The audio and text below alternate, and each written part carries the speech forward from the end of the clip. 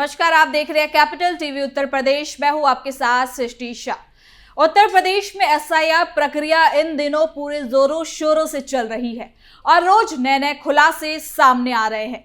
कई फर्जी दस्तावेज पकड़े जा रहे हैं तो कई आंकड़ों में भारी गड़बड़ी सामने आ रही है।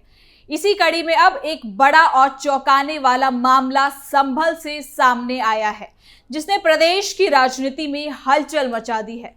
संभल जिले में एसआईआर प्रक्रिया के दौरान ये खुलासा हुआ है कि कई लोग 18 साल की उम्र पूरी होने से पहले ही वोटर बना दिए गए हैं। नियमों के मुताबिक वोटर बनने के लिए 18 साल की उम्र अनिवार्य है, लेकिन जांच में सामने आया कि फर्जी जन्म तिथि और गलत दस्तावेजों के आधार पर वोटर लिस्ट में नाम दर्ज कराए गए हैं।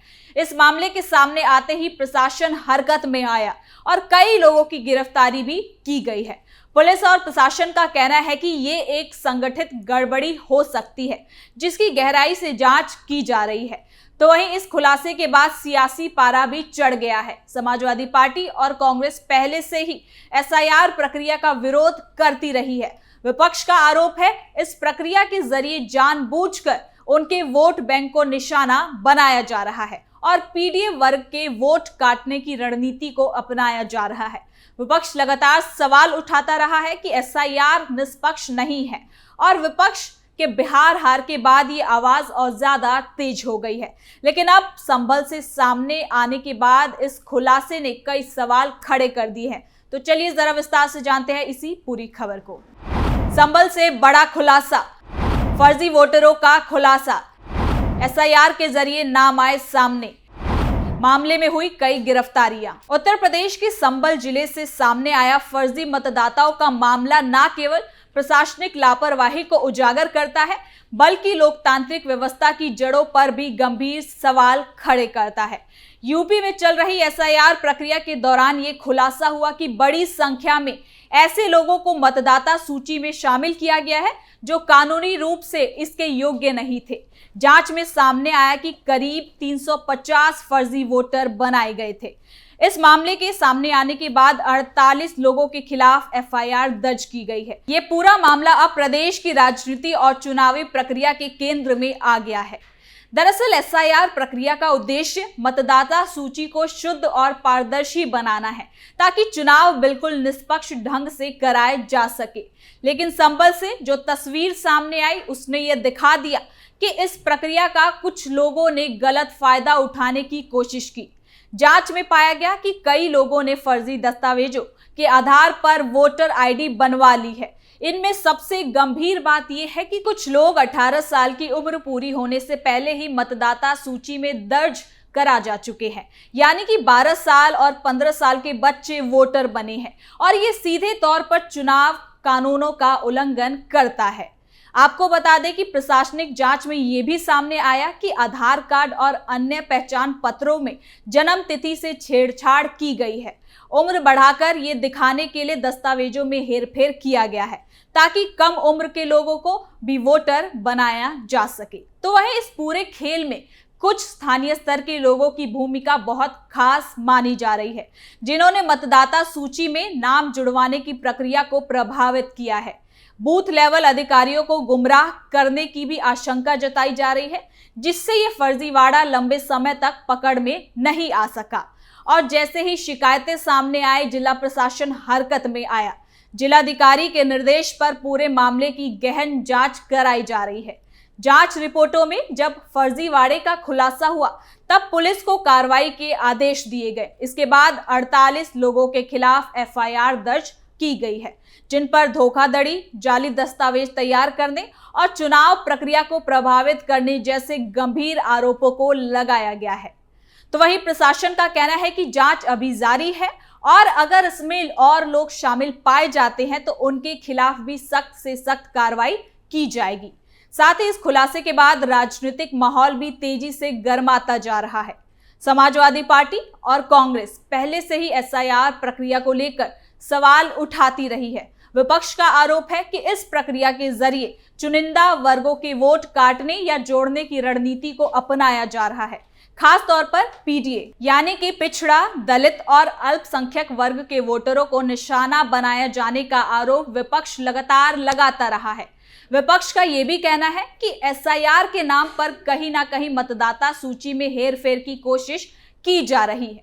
हालांकि संभल से सामने आए इस मामले ने विपक्ष के दावों को एक अलग ही मोड़ दे दिया है। अब सवाल ये उठ रहा है कि अगर फर्जी मतदाता बनाए गए थे तो इसका राजनीतिक फायदा किसे मिलना था? क्या ये किसी संगठित साजिश का हिस्सा था या फिर स्थानीय स्तर पर किया गया खेल था? साथ ही प्रशासनिक सूत्रों का भी कहना है कि जांच का दायरा बढ़ाया जा रहा है ताकि ये पता लगाया जा सके कि ये गड़बड़ी केवल एक गांव या क्षेत्र तक सीमित है या फिर जिले के अन्य हिस्सों में भी इस तरह के मामले सामने आ सकते हैं। आपको बता दें कि चुनावी प्रक्रिया की विश्वसनीयता किसी भी लोकतंत्र की सबसे बड़ी ताकत होती है। अगर मतदाता सूची ही शक के घेरे में आ जाए तो निष्पक्ष चुनाव की कल्पना करना मुश्किल हो जाता है। तो वहीं संभल का ये मामला इस बात की भी याद दिलाता है कि मतदाता सूची तैयार करने की प्रक्रिया में जरा सी लापरवाही भी बड़े स्तर पर लोकतांत्रिक नुकसान का कारण बन सकती है। यही वजह है कि चुनाव आयोग और प्रशासन बार बार मतदाता सूची के सत्यापन पर जोर दे रहे हैं। एसआईआर जैसी प्रक्रिया इसलिए लागू की जाती है ताकि मृत मतदाताओं के नाम हटाए जा सके, फर्जी नामों को बाहर किया जा सके और योग्य मतदाताओं को सूची में शामिल किया जा सके। लेकिन जब इसी प्रक्रिया के दौरान फर्जीवाड़ा सामने आता है तो इसकी निगरानी और कार्यशैली पर सवाल उठना स्वाभाविक है। ये मामला बताता है कि केवल नियम बना देना काफी नहीं है, बल्कि उनके सख्त पालन और निगरानी की भी उतनी ही जरूरत होती है। तो ये सरकार और प्रशासन की ओर से ये भी कहा जा रहा है कि दोषियों के खिलाफ कड़ी कार्रवाई की जाएगी ताकि भविष्य में कोई भी व्यक्ति या समूह मतदाता सूची से छेड़छाड़ करने की हिम्मत ना कर सके। साथ ही आम लोगों में ये अपील की गई कि वो अपने आसपास अगर किसी तरह की गड़बड़ी देखे तो उसकी जानकारी तुरंत प्रशासन को दे। मतदाता सूची की शुद्धता केवल प्रशासन की जिम्मेदारी नहीं बल्कि समाज की सामूहिक जिम्मेदारी भी है। संभल का ये मामला आने वाले चुनावों के लिहाज से भी बेहद अहम माना जा रहा है। इससे ये साफ हो गया कि मतदाता सूची को लेकर राजनीति और प्रशासन दोनों को बेहद सतर्क रहने की जरूरत है। एक ओर जहां विपक्ष इसे राजनीतिक साजिश से जोड़कर देख रहा है, वहीं दूसरी ओर सरकार और प्रशासन इसे कानून के तहत की गई कार्रवाई बताकर अपनी प्रतिबद्धता दिखाने की कोशिश कर रहा है। संभल में सामने आया फर्जी मतदाताओं का मामला केवल एक प्रशासनिक कार्रवाई तक सीमित नहीं है, बल्कि ये उत्तर प्रदेश की चुनावी व्यवस्था और लोकतांत्रिक प्रक्रियाओं पर गहराई से सोचने की जरूरत को भी उजागर करता है। जिस मतदाता सूची को लोकतंत्र की सबसे मजबूत नींव माना जाता है, उसमें अगर कम उम्र के लोग के नाम फर्जी दस्तावेजों के सहारे शामिल हो तो ये पूरे चुनावी लोकतंत्र की विश्वसनीयता पर भी सवाल खड़े करता है। एसआईआर प्रक्रिया का उद्देश्य भले ही सूची को शुद्ध करना हो, लेकिन संभल का ये मामला ये भी बताता है कि निगरानी में जरा सी चूक भी बड़े स्तर पर गड़बड़ी का कारण बन सकती है। ये प्रकरण राजनीतिक दलों के लिए भी एक आईना है। विपक्ष जहां इसे सत्ता पक्ष की मंशा और रणनीति से जोड़कर देखता है, वहीं सरकार इसे कानून के दायरे में की गई जरूरी कार्रवाई बता रही है। लेकिन सच्चाई ये भी है कि फर्जी मतदाता किसी एक दल या विचारधारा के हित में नहीं होते, बल्कि वो लोकतंत्र को कमजोर करते हैं। ऐसे मामलों में राजनीतिक आरोप प्रत्यारोप से ज्यादा जरूरी है कि व्यवस्था को पारदर्शी और भरोसेमंद बनाया जाए। प्रशासन के लिए ये एक कड़ी चेतावनी है कि मतदाता सूची से जुड़ी हर प्रक्रिया में सख्ती और प्रशासनिक पारदर्शिता बढ़ती जाए।